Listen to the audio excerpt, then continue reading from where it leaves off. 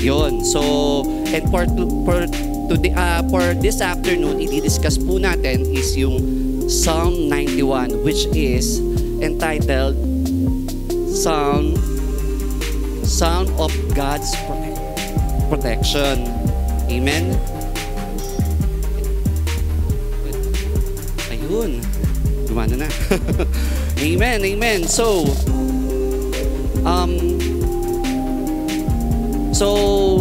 gusto ko lang pong i-ask,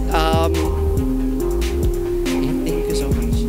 So, yun, kaya ako po kanina na-i-ask yung mga bagay na tinanong ko kanina kasi for sure, yung bawat isa po sa atin is kapag naririnig po yung salitang Psalm o kaya nababasa nyo yung Book of Psalm, is may mga impression o kaya may mga bagay na kayo na naiisip in mind dahil maybe narinig nyo na to somewhere or to someone tapos tinuturo sa inyo o kaya meron talaga kayong impression o kaya naman is meron sa inyong mga memories yung Book of Psalm. Alam mo, naalala ko po dito, last time meron po dito nag-share, sabi niya, nung student days daw niya, is pinapakabisado daw sa kanila yung Psalm 23. And napaka-nice nun, di ba? Kasi, isang bagay na pinamemorize sa'yo, and it only means na ganun kasikat at ganun ka-meaningful yung Book of Psalm is. Amen po ba? So, ngayon, para sa akin naman po, pag naririnig ko po at nabasa ko po yung Book of Psalm, para sa akin, isa po siyang istorya ng mga karanasan at kaalaman at katotohanan na sinulat ng psalmist na punong-puno ng emosyon at wisdom compiled together. Tapos, inihahayag niya sa mga mambabasa niya kung ano yung nararamdaman niya at kung ano yung totoo sa pamamagitan ng psalm.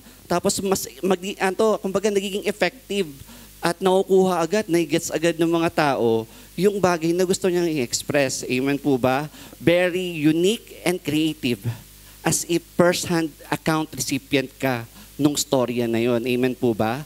Meron po ba kayong ganong klaseng friend na kapag nagkwento, unique at saka creative? Meron po kayong ganong klase. Yung tipong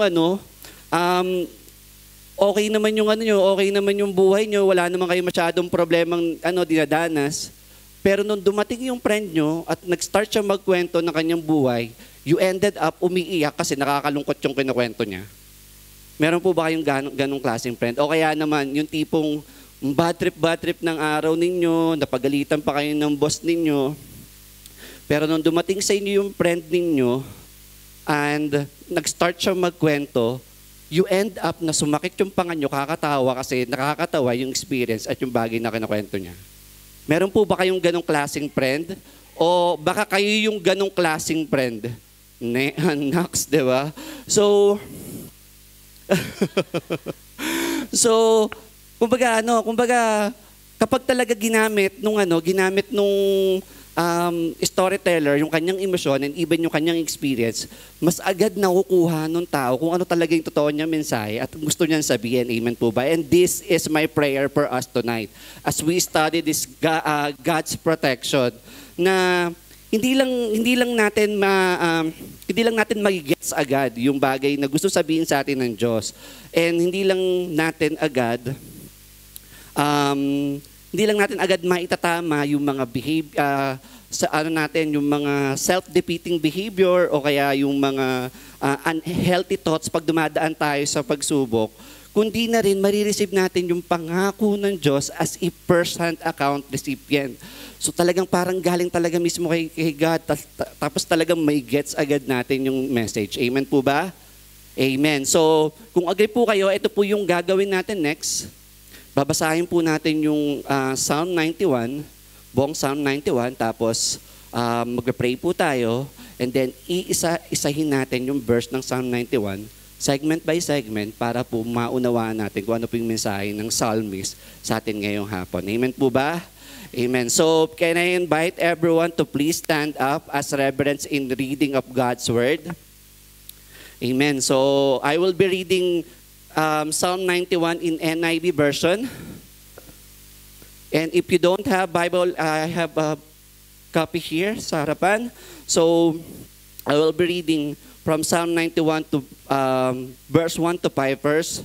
Sabi dito, whoever dwells in the shelter of the Most High will rest in the shadow of Almighty. I will say of the Lord, He is my refuge and my fortress, my God, in whom I trust. Surely He will save you from the fowler's snare and from the deadly pestilence. He will cover you with His feathers, and under His wings you will find a refuge. His faithfulness will be your shield and rampart. You will not fear the terror of night, nor the arrow that flies by day. Next. Psalm 91 verse 6 to 11. Nor the pestilence. Amen. 1,000 may fall at your side, 10,000 at your right hand, but it will not come near you. You will only observe with your eyes and see the punishment of the wicked. If you say, the Lord is my refuge, and you make the Most High your dwelling, no harm will overtake you. No disaster will come near your tent. For He will command His angels concerning you to guard you in all your ways. Yes, thank you. They will lift you up. Verse 91, 12 to 16. They will lift you up in their hands, so that you will not strike your foot against a stone. You will tread on the lion and the cobra. You will trample the great lion and the serpent. Because He loves me, says the Lord, I will rescue him. I will protect him, for he acknowledged my name. He will call on me, and I will answer him, and I will be with him in trouble. I will deliver him and honor him. With long life, I will satisfy him and show him my salvation. Join me in prayer. Father, thank you, Panginoon ko, sa gabing to. Salamat, Panginoon ko, sa inyong mga pangako. We're thanking you, Panginoon ko, sa napakaganda niyong promise ng protection sa aming buhay. We receive it by faith and we declare it by our mouth and believe in our hearts that you is our protection and refuge. Panginoon ko, salamat, O Diyos. Tulungan niyo po kami na maunawahan to, Panginoon ko, so that the rest of our lives will be walking free from any fear of the attacks or even problems, Panginoon ko, na makakaharap namin. And this we ask. In Jesus' name we pray. Amen, amen. You may be seated. Thank you so much. Now, so let's start. Unahin natin yung Psalm 91 verses 1 to 2. Sabi rito, whoever dwells in the shelter of the Most High will rest in the shadow of the Almighty. I will say of the Lord, He is my refuge and my fortress, my God in whom I trust. Alam mo, nag-start yung message ng psalmist sa umpisa word na, o sa phrase na, whoever dwells. So, yung message pa lang na yon ng psalmist is actually an invitation sa kahit na sinong pipiliing mag-dwell, yung tipong ganon. So, ibig sabihin, hope na agad yun sa mga taong makikinig sa kanya, either Hudyo man yan o either Hintil man, yung makita at matagpuan ng proteksyon ng Diyos would be possible. Whoever, sabi nung psalmist. Amen po ba? So, let me just be clear on this, na nung sinabi po nung psalmist na whoever, it doesn't care to him kung ano man yung past mo, or even yung ginagawa mo at the present, or even yung naiisip mong gawin at the future. God's protection will be with you kapag pinili mo ang makipagrelasyon sa Diyos. Amen po ba?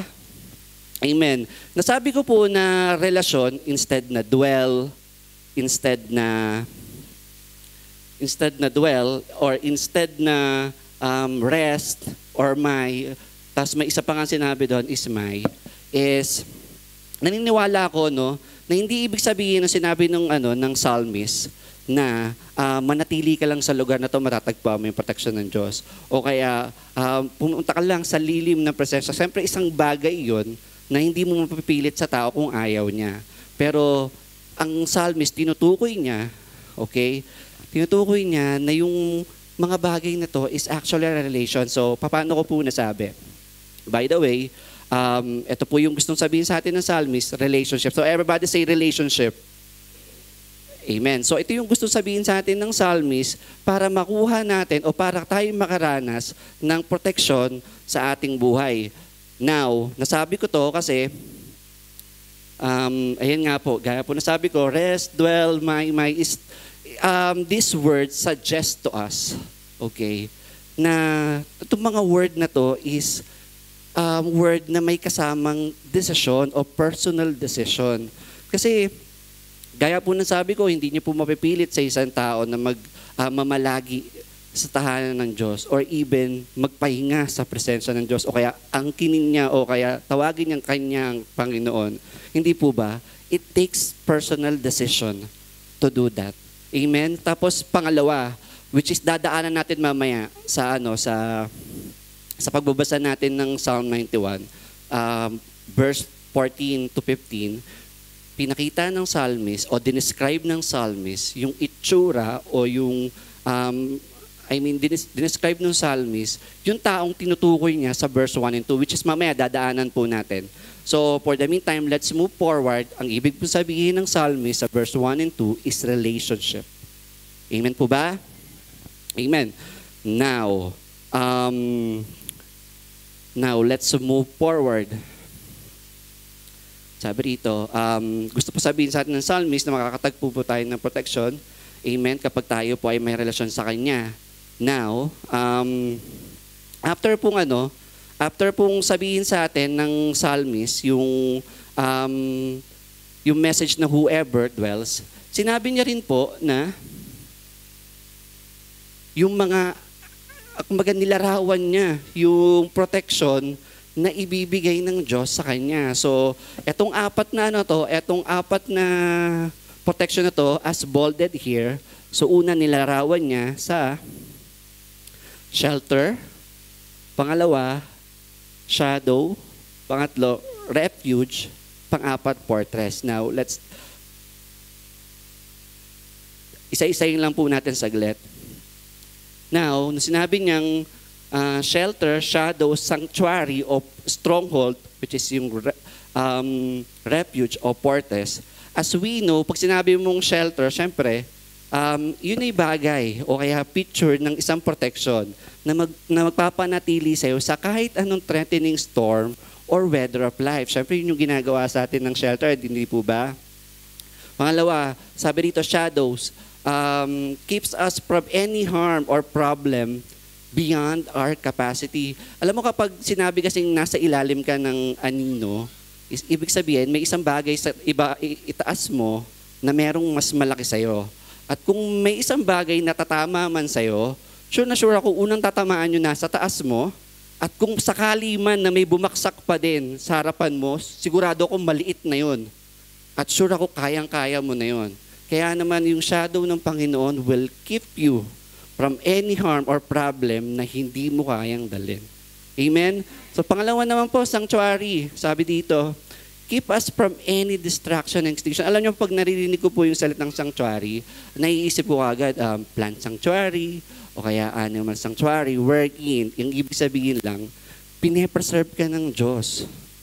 Kasi, kapag nilagay ka sa isang sanctuary, meaning, inilalayo ka sa kahit na distraction, nilalayo ka sa kahit na anong panganib, pine-preserve ka. Amen po ba? Yung po yung ibig sabihin ng refuge doon sa sinabi kanina na binabasa natin. And then last, stronghold. Pag sinabi po kasing stronghold, yung ibig sabihin po nun, nilalayo ka sa kahit anong nakaka-overwhelm o sobrang daming kalaban.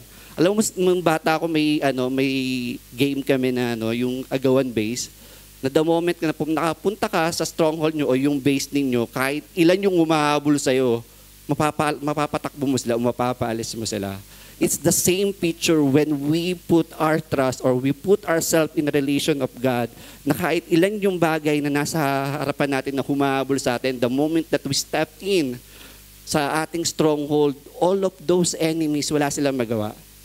Amen po ba? Amen. Now, para lang po malinaw po sa atin lahat, ang bagay po na tinutukoy ko rito sa harapan ay mga bagay na patungkol sa spiritual. Just for you to know, yung Diyos po na meron po tayo is a God of Spirit. Amen? So, you might not see it in your natural senses, yung protection na ipinagkakaloob sa inyo ng Diyos, but it doesn't necessarily mean na hindi yung totoo at wala yun. It doesn't mean na hindi nyo nakikita is something na hindi na agad totoo. I just want to tell you na yung Diyos po na pinagsisilbihan po natin at nagpo-provide po sa atin ng protection ay Diyos na Espiritu. So it only takes faith para po ma-receive at ma-claim po natin ang protection ng Diyos. Gaya nga po ng sabi sa Hebrew 11 verse 1. Yung faith daw is a confidence of what we hope for and assurance of what we do not see. So, for sure, hindi nyo, gaya po na sabi ko, hindi nyo po nakikita on your own naked eye o nararamdaman yung protection ng Diyos sa inyong buhay, pero it doesn't necessarily mean na hindi yun totoo. It only takes faith para paniwalaan mo yun and para mag-act ka into faith o para paniwalaan mo yun. The only way to do that is to confess with your mouth and believe it in your heart. Amen po ba? Amen. So sa mga next series na gagawin po natin, we will declare by faith anything that God's promised us. Amen po ba? Amen. So bago po tayo magpatuloy, okay lang po ba na bigkasin natin ng may pananampalataya yung pangako ng Diyos sa ating buhay. Amen. So sabay-sabay po natin basahin to. In 3, 2, 1. God is my shelter. He will keep me from any threatening storm or weather of life.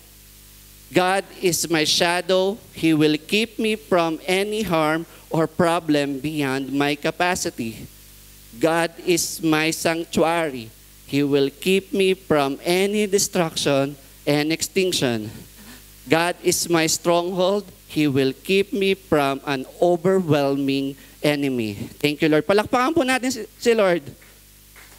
Amen. Amen. Thank you. Thank you, Jesus. So, hindi natapos doon yung psalmist.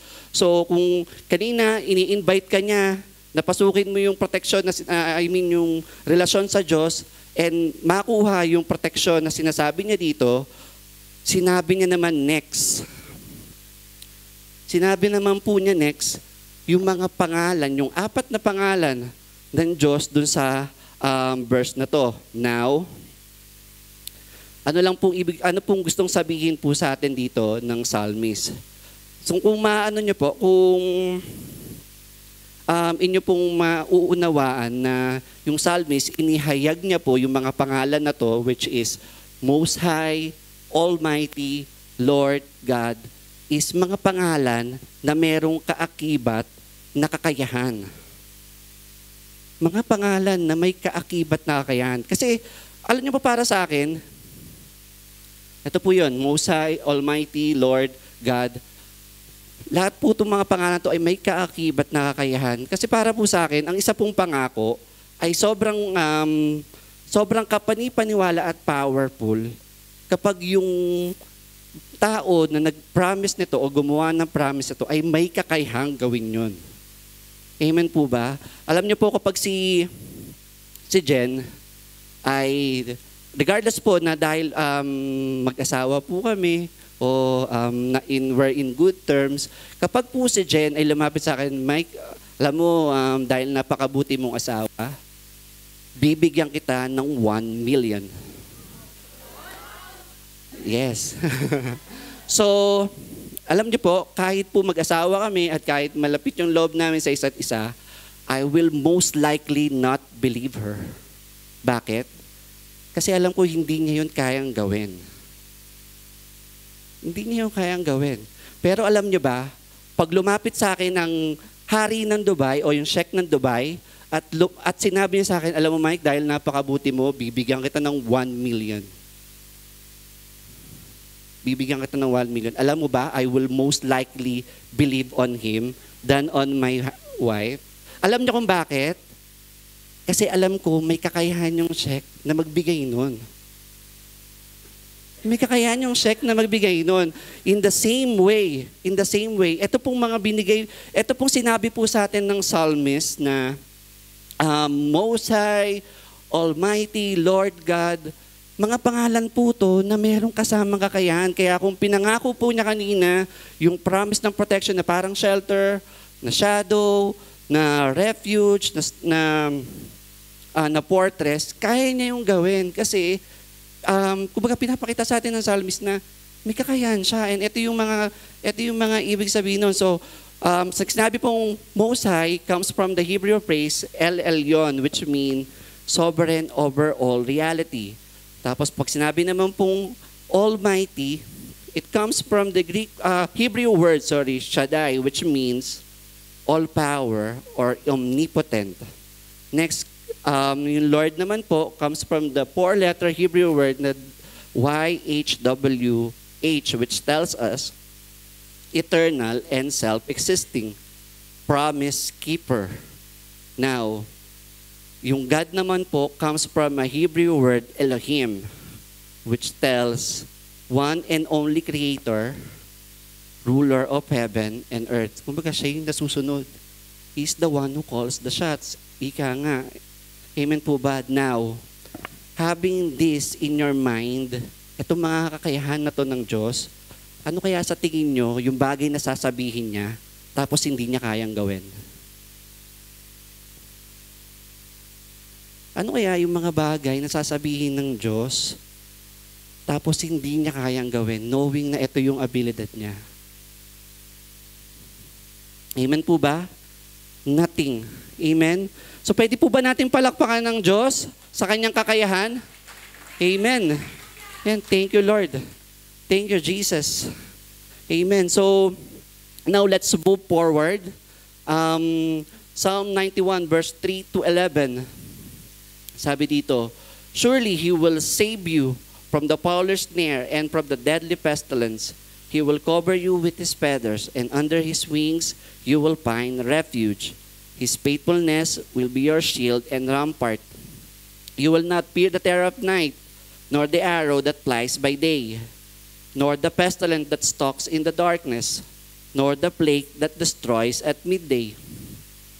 1,000 may fall at your side, 10,000 at your right hand, but it will not come near you. You will only observe with your eyes and see the punishment of the wicked. If you say, the Lord is my refuge, and you make the Most High your dwelling, no harm will overtake you, no disaster will come near your tent. Amen, amen. So mga kapatid, gusto ko lang pong linawin sa inyo na ang pagkakaroon po ng proteksyon ng Diyos sa ating buhay ay hindi kailanman nangangahulugan. Hindi kailanman nangangahulugan na wala ng problema, suliranin o gulo na darating sa ating buhay. Naalala niyo po yung last week kung ano po yung mga reason behind that, yung apat na sinabi ni Pastor Jeff. Dahil we're on the fallen world, tama yung sinabi na rin. Tapos yung iba dahil nga naman sa wrong decisions na nagawa natin. Amen po ba? You remember that? Amen. So even Jesus Himself reminds us in John 16:33 that in this life, you will find trouble. Sabi niya yun. So, sabi dito sa John 16:33, I have told you this thing so that in me you may have peace. In this world, you will have trouble. But take heart, I have overcome the world. Amen po ba? Amen. So talaga pong may mga darating na problema at saka suliranin sa ating buhay. Pero sinasabi ng psalmist sa atin na hindi kailanman na yung problema na yan o suliranin na yan ay may dudulot sa'yo na maging talunan ka o magapi ka. Instead, matatapos ka sa mga problemang pinagdadaanan mo at pinasasalamatan mo ang Diyos, pinapupurihan mo siya at sinasamba. Amen? Amen. So, sabi rin po sa Proverbs 12 verse 21. Sabi niya dito, no harm overtakes the righteous, but the wicked have their fill of trouble. Now, imagine niyo po yung buhay po ng isang ng isang tao, okay, mananampalataya po siya at humaharap siya sa mga problema at suliranin at meron siyang proteksyon ng Diyos sa kanyang buhay, isipin niyo po na lang yung taong walang proteksyon ng Diyos. Paano niya po hinaharap mag-isa yung ganong klaseng problema? Hindi po ba napakalungkot nun? At hindi po ba, kung kayo nakakaranasan ng hirap ng ito, most likely mas mahirap sa kanila kasi walang favor at walang protection sila natatanggap. Amen po ba? Amen. So ganun po kahalaga. Ganun po kahalaga ang protection ng Diyos sa ating buhay. Amen? Now, let's move forward. So, sinabi po sa atin ng psalmist na meron daw pong mga atake o meron daw pong mga kalaban na nandoon sa verse 3 hanggang verse 7.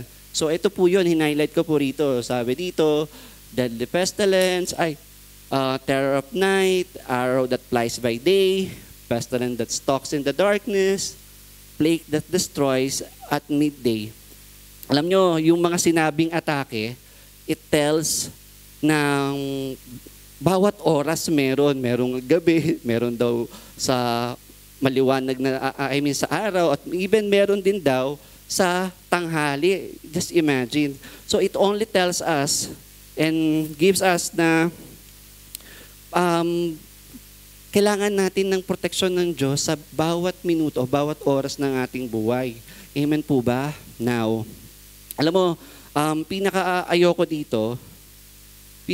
na sinabi dito ng psalmist na atake is yung atake daw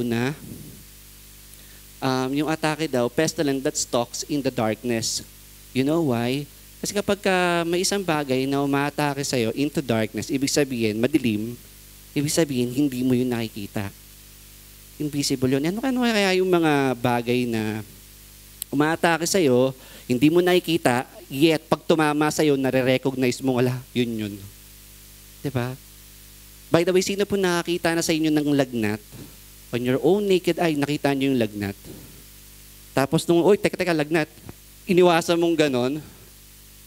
Diba? Kung pwede lang na ganon eh. Diba? Pero hindi mo yung nakikita, yet pag tumama yun sa'yo, nare-recognize mo, wala, lagnat yun. O kaya, sino sa inyo nakakita sa inyo in your own naked, nakita niyo yung cancer? O kaya, yung last time may sinabing sakit si Ninong and medyo cerebral palsy, something like that. Diba, nakukuha yun nakukuha yun. Pagkapanganak pa lang nakukuha. Sa inyo, yung bagong baby, nakakapapanganak pa lang, nakita nyo na agad na may ganon. Diba, wala naman. Pero pag nandoon na yun, nare-recognize mo ganon. Diba? Something na, alam mo yun, invisible siya. Pero pag tinamaan ka nun, nare-recognize mo, hala, yun nga yun. It only tells us na kailangan natin ng protection ng Diyos na comprehensive enough, even nakikita mo man o hindi mo nakikita, poprotektahan ka ng Diyos. Amen po ba? Ganon din po yung sinabi rito sa arrow that flies by day. Arrow that flies by day. Alam mo, pagka sinabi pong atake, nasa pamamagitan to ng pana, ibig sabihin lang po nito, either visible or invisible. Nakita mo man o hindi mo nakita, pero pag tumama sa'yo, all of a sudden. Kasi di ba gano'n naman, pag tinamaan ka ng pana, pag sa mga war na movie, di ba? Pag tinamaan ka ng pana, bitama na ako dito, ganyan. So all of a sudden, kung tumama, amen? So now think of the problems o think of situation na may tumama sa'yo, either na-notice mo na ahead of time o hindi mo na-notice, tapos bigla ang nangyari. Tapos bigla ang nangyari. Like tanggalan sa work, like pagkalugi ng kumpanya, like delayed na sahod. Alam mo yun, nakikinita ko yung company namin mo ang madidelay na sahod kasi wala kami natatanggap na invoices o yung bayad Mga tipong ganun. Pero all of a sudden, tumama sa'yo o naapektuhan ka. Katulad na lang halimbawa ng aksidente sa kalsada. O kaya gera sa bansa na kung nasa naroon ka, hindi mo yung mga inaasahan pero pwede yun mangyari. Amen? Amen. So, we really need God's protection sa buhay natin. Ganun ka-comprehensive na the fact na kahit visible man o invisible to, mapoprotektahan tayo sa ganung scope. Amen po ba? Amen. Now, sinasabi lang po sa atin ng psalmist, huwag kang mag-alala. Kasi the moment na tumama yung mga atake na yan sa'yo, it will not cause you to be it will not overcome you, sabi niya. The moment na tumama sa'yo man, kahit ano man yan, invisible man yan, o visible man yan, all of a sudden man yan, o na-expect mo na ahead of time, sinasabi ng Diyos na hindi ka magagapi niyan at hindi ka tatalunin niyan. Amen po ba? Yun yung gusto sabihin sa atin ng psalmist dito. Amen?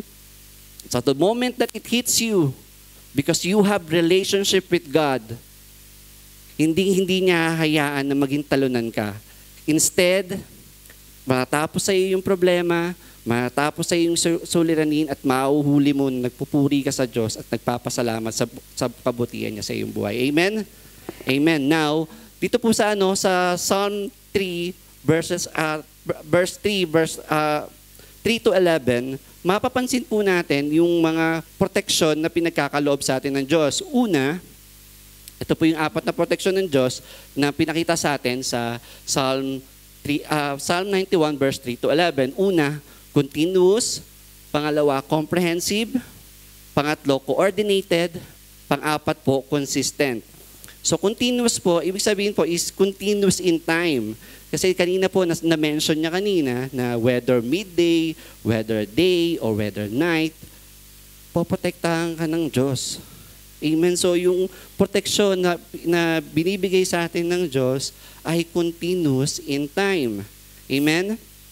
Amen. So pangalawa naman po, comprehensive kasi comprehensive in scope. Sa may mga sakyan, sure ako mabilis nila may gets to.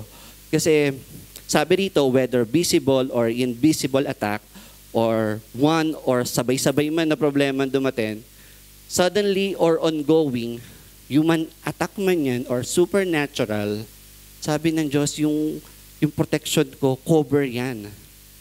Amen? Kahit ano pang klaseng attack yan, mapoprotektahan ka ng Diyos. Amen? So, ito naman yung pangatlo, coordinated, kasi coordinated for God's purpose. Nothing is accidental or random.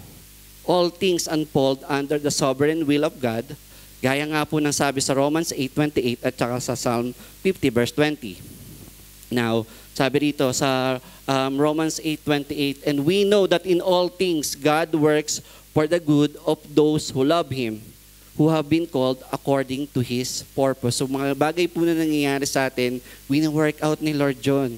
Wala pong aksidente doon or nor random. Amen po ba? Sabi naman po sa Genesis 50 verse 20, you plotted evil against me, but God turned it into good. Alam niyo po, sa bagay na sobrang pinagpapasalamat ko sa Diyos, itong pangako niya na to. Kasi alam niyo kung meron man na attacking tumama sa inyo, gawa man yan ng tao, gawa man yan ng kung sino, at ang intention niya ay masama para sa iyo, alam mo gagawin ng Diyos, babalik ta rin niya yun. Kung evil yung iniisip nilang mangyayari sa iyo, I will make it for your good. Amen po ba? And I heard a lot of testimony na neto sa church natin na nakakaranas sila ng atake sa sa company nila. It turned out na napatalsik sila sa company nila.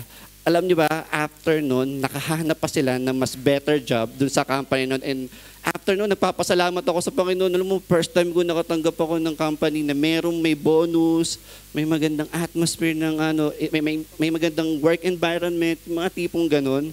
Alam niyo, naalala ko last time, meron po lumapit sa akin, nagpe-pray po kami na ma-hire po siya dun sa sa isang company na pinag-interviewan niya. And then after ilang araw lang, lumapit siya sa akin, Kuya Mike, hindi ako natanggap doon sa sa interview. So, kitang-kita ko sa mukha niya yung yung disappointment niya, and even yung halos paiyak na siya. Pero we just pray to God na alam mo, ginawa yan ng Diyos for your own good, ganyan-ganyan. Encourage ko siya. Alam mo, after 3 months or 4 months, bumalik siya sa akin. Papasalamat siya. Alam mo, Kuya Mike, salamat ako sa Diyos. Sabi ko, why? Kasi yung company pala na yun, na-applyan dapat niya, na-delay na sila ng 2 months, tapos nalaman nila na dahil nga nalulugi yung company, tinanggal yung Saturday off, tapos kumbaga, lesson na yung yung off days nila. So hindi na yun yung ine-expect nila. So it turned out na nagpapasalamat pa yung tao na yun because it happened. So ganun po yung gusto sabihin sa atin ng Diyos and even ng psalmist na kahit ano pang bagay na dumating sa buhay mo, it will maging maging atake man yan ng tao o maging atake man ng anumang bagay yan, kapag intention nilang masama para sa iyo, I will turn it for your own good. Amen po ba? Amen. Amen. So, yung panghuli po is consistent. Panghuli po is consistent kasi po, consistent in intensity. Isang bagay po na sobrang ma-appreciate natin sa Panginoon ay hindi siya nagbabago. Amen. Same protection God gave yesterday, today, and forever. Halos katulad lang po ng diniscuss natin last Bible study, di ba? Eternal. Amen. So sabi niya rito sa Malachi 3 verse 6. Sabi niya rito, for I am the Lord, I do not change. Amen. Amen. So, alam mo, pag pinotektahan ka ng Lord, hindi siya parang katulad ng mga lalaki na nanliligaw, na sa una lang magaling. Consistent yun. Amen po ba? Hindi siya papakitang gilas lang at first. Even up to the end, the same intensity ng protection ibibigay niya sa'yo. Amen po ba? Amen. Amen. So, can we declare ng may pananampalataya itong pangako ng Diyos na protection sa ating buhay? Amen. So, can we all read this faith declaration po? So pwede po ba natin basahin ng sabay-sabay? Amen. So, 1, 2, 3. I have a continuous, comprehensive, coordinated, and consistent protection of God over my life. Amen. Amen. Amen. Thank you, Jesus. Thank you, Jesus. So now, let's move forward. Okay? So Psalm 91, verses 11 to 13 naman po tayo. So sabi rito, for He will command His angels concerning you to guard you in all your ways. They will lift you up in their hands so that you will not strike your foot against a stone. You will tread on the lion and the cobra. You will trample the great lion and the serpent. Amen. So, minabasa po akong komentary ng verse 11-12. Sinasabi niya na yung verse 11 daw and 12 is another picture o another metaphor kung paano daw protektahan ng Diyos yung tao. Pero for me, I totally disagree with that. Kasi, alam niyo po, yung mga angels, meron na po talaga siyang ministry. Even long time ago, nakita na po natin na yung angels, nagbi-ministry po talaga siya sa mga tao. So kung maaalala niyo po, yung kay Daniel, sa Daniel 10, verse 10 to 21, yung angel, in-strengthen niya, yung angel, in-strengthen niya si Daniel during those times. Tapos, pangalawa po, kung maalala niyo, si Gideon naman, on Judges 6 to 11, si Gideon in-strengthen o in-encourage siya ng angel. Hindi po ba? Ganon din yung nangyari kay Jesus sa Matthew 4 verse 11. Si Jesus was being attended by the angels during that time. Tapos po, si Paul naman, sa Acts 27:23, siya'y binantayan ng mga angels. Amen po. So, ano pong ibig kong sabihin? Even long time ago, yung mga angels po ay meron na silang mga ministry sa ating buhay o meron na silang mga mga bagay na ginagawa sa atin o pinaglilingkuran na nila tayo. Now, sabi rito sa Hebrew 1 verse 4, sila daw ay may ministry sa atin at ministry kanino? Ito po yung para lang po maliwanag. Sabi dito, angels are merely spirit sent to serve people who are going to be saved. So, even si Paul sa Hebrews, sinasabi niya na yung mga angels talaga, ang ministry talaga nito is mag-serve. Mag-serve kanino? Mag-serve daw dun sa mga taong masasave. So, sino yun? 'Di ba? Sino yung mga taong masasave na yun? Ikaw yun. Amen? So, yung mga angels talagang dineploy sila para tayo protektahan. Ganon din yung sinabi ni David sa Psalm 34 verse 7. Sabi niya, the angel of the Lord surrounds those who fear Him and delivers them. So even in the beginning, even si David, ganun din yung sinulat niya. Yung mga angels ay talagang pinaprotektahan daw yung mga tao. So, gusto ko lang pong sabihin, hindi po metaphor yung protection na ibinibigay ng Diyos sa pamamagitan ng anghel, but it's actually the actual thing. Talaga pong merong mga anghel sa paligid natin na pinoprotektahan po tayo. You may not see it with your own naked eye, pero yun po yung pangako ng Diyos. Amen? So, ganito po yung itsura. Ganito po halos yung itsura natin. Whenever or wherever we go, may mga angels na nakapalibot po sa atin. At mauunawaan mo na hindi mo kailangang i-test ang bagay na to para lang paniwalaan o para lang mag-trust ka sa pangako na to ng Diyos. Amen? So, familiar po ba kayo doon sa Psalm 91 verse 11 to 12 na binasa natin kanina? Yung verse 11 and 12 na binasa natin kanina, yung eksaktong verse na yon is the same verse na ginamit ni Satan kay Jesus para i-tempt siya tumalon dun sa bangin. Sabi ni Satan, sige nga, kung ikaw nga talaga ang Diyos, tumalong ka dito, di ba nasusulat naman na merong mga angels na magsasalo sa'yo at mag-lift you up, tapos hindi sasayad ang paa mo sa mga bato na yan. Alam mo sinabi ni Jesus, naalala niyo yung reply ni Jesus kay Satan nung time na yon, sabi niya, do not put the Lord your God into test. So alam mo na itong bagay na to ay hindi isang bagay na kailangan mong itest para paniwalaan. God's promises of protection isn't something to test, but it is something to trust. Amen po ba? Amen. Amen. Pwede po ba natin palakpakan ng Diyos sa kanya pangako? So ito po yung larawan ng larawan nating mga Kristiyano. Meron po talagang protection tayo nakukuha sa Diyos at pinadala niya itong mga anghel na to para tayo proteksyonan. So hindi po ito yung metaphor. Ito po ay actual na nangyayari sa atin. Amen?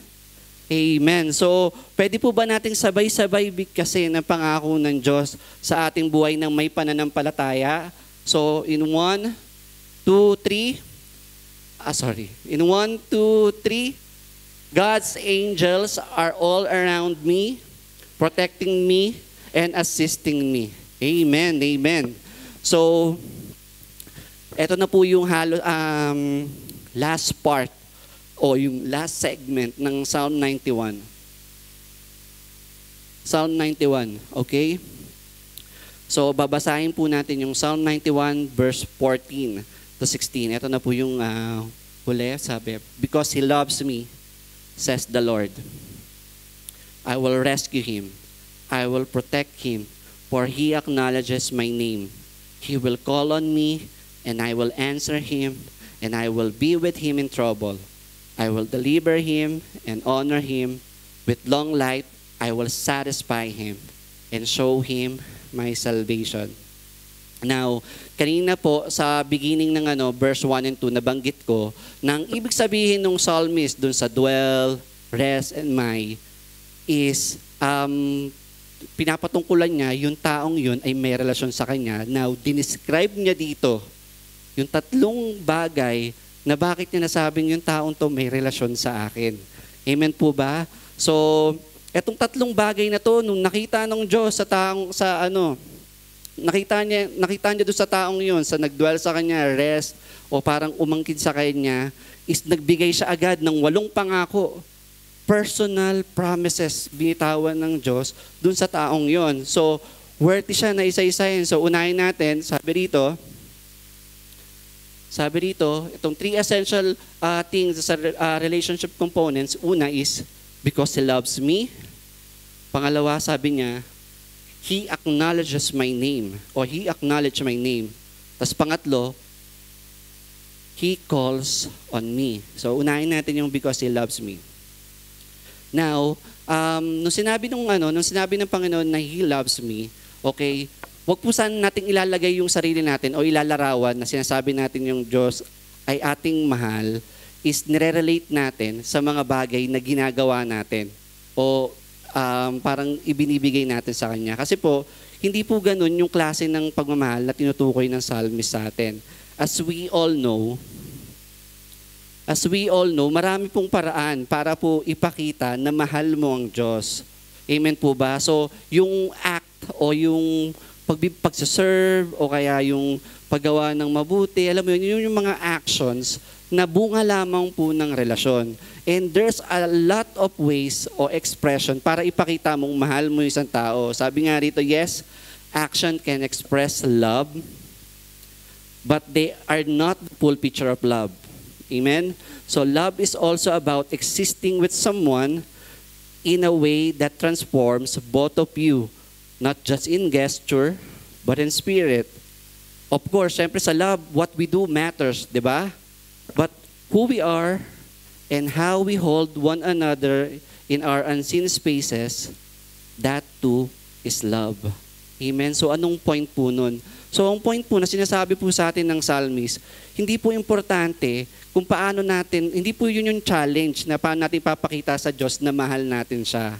Ang sinasabi po sa atin ng psalmist, ang kailangang bagay na gawin mo is mag-decide na mahalin mo ang Diyos.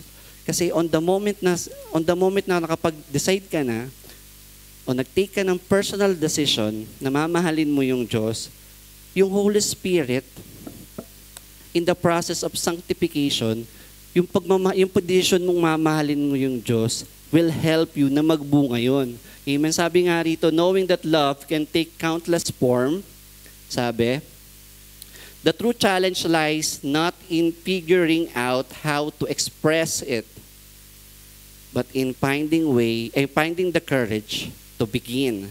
So yun po talaga yung tutukoy sa atin. Kailangan po tayong mag-umpisa o mag-decide personally na mamahalin natin yung Diyos. Amen po ba? So yung love po requires conscious decision, a willingness to open ourselves, to be vulnerable, and to embrace the unknown that comes with giving and receiving. Amen? So yun po talaga yung kailangan natin gawin. Magkaroon po ng decision. Magkaroon po tayo ng decision. Yun po yung gusto sabihin ng psalmist na kailangan from now here onwards, magdidesisyon tayo na mamahalin natin yung Diyos. Amen po ba? Tapos, the following steps or action on that, tutulungan na tayo ng banal na Espiritu, paano tayo magbubunga in the process of sanctification na dahan-dahan niya tayong binabago. Pero it all start in a personal decision. Amen po ba? So yun yung gusto sabihin sa atin ng psalmist. Because He loves me is because He decided to love me. Amen? Amen. So pangalawa naman po, sabi niya is, He acknowledged my name. So kapag sinabi po natin na He acknowledged your name, let's go straight to the point. Kapag po lumabas ka ng pintuan na yan, alam niyo po lahat ng tao sa labas, they will say na ina-acknowledge ko merong Diyos na makapangyarihan sa lahat. And actually, even devil do na ina-acknowledge nila na merong Diyos and they tremble about it.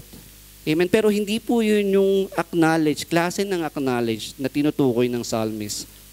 Ang klase po ng acknowledge na tinutukoy ng psalmist dito is you declare Jesus or His sovereignty over your life and you accept His lordship on your life. Tapos, yun po yung first step. Yung second step po is a public declaration. A public declaration na ikaw ay merong relasyon sa Diyos. So, hindi po to isang bagay na gawa-gawa lamang po. Kasi even Jesus Himself, He do these things. He publicly declared na meron siyang relasyon sa Diyos by through water baptism. Through water baptism. Amen po ba? Amen. Teka lang ha.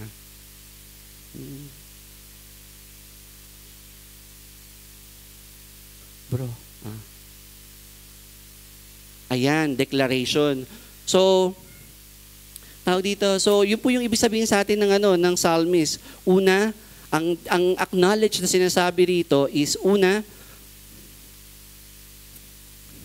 po ay tatanggapin natin ang sovereignty ng Diyos sa ating buhay. Tapos i-acknowledge natin yon na siya ang Diyos. Tapos pangalawa, i-declare natin through water baptism na siya po ay ating Panginoon at tagapagligtas at tayo merong relationship sa Kanya. So, if this is not the first time na nakapag-decide kang mahal mo ang Diyos pero hindi mo pa siya publicly na-declare, we really encourage you that this coming October 4 po, meron po kong gaganapin na water baptism. So, this will be a good time para i-declare mo sa buong mundo o sa mga taong nasa paligid mo na ikaw ay merong relasyon sa Diyos. Amen po ba? Amen. So, last, sabi rito, He calls on me. Sabi rito, He calls on me. Now, tayo po, marami po tayong reason kung bakit po tayo tumatawag sa Diyos. Either out of thanksgiving, or either out of petition, or either out of request, we are calling unto God. Pero, naniniwala po ako na hindi ibig sabihin ng psalmist dito is we're just calling unto Him. But actually, we're having time or devotion sa Kanya or communication sa Kanya. We're spending time para makipag-usap sa Kanya or spending time para sabihin natin kung ano yung mga nagbabother sa atin, hindi pong ganon. So, it talks about devotion. Sinasabi rito na He calls on me, He talks about devotion. So, itong tatlong to is three essential din sa isang relationship. Kaya ako po nasabi kanina, yung tinutukoy dun sa verse 1 and 2 is tao pong may relasyon sa Diyos. Amen po ba? Siyempre naman, sino po ba yung nasa loob ng relasyon, wala kayong pagmamahal sa isa't isa, wala kayong devotion sa isa't isa, nor time na makipag-usap sa isa't isa, o hindi nyo man lang publicly dinedeclare na may relasyon kayo sa isa. Alam mo, tinatago ka nung karelasyon mo, 'di ba? So hindi yun isang something, hindi yun healthy relationship, hindi po ba? Amen. So kaya po ako naniniwala po ako na nung sinabi ng psalmist na whoever wants to have relationship with God ay makakatagpo ng protection sa kanyang buhay. Amen po ba? Amen. So ngayon po, na dahil po diniklara ng tao ang kanyang pag-ibig sa Diyos, kung nakakita na po kayo ng mga taong ikinasal, yun, no? Alam mo po yung mga taong ikinasal, once po na dineclare nila na sila po ay, sila po ay papasok sa habang buhay na relasyon, yun, no? Yun. Na sila po ay papasok sa habang buhay na relasyon, alam niyo po yung next na ginagawa nila? Yun.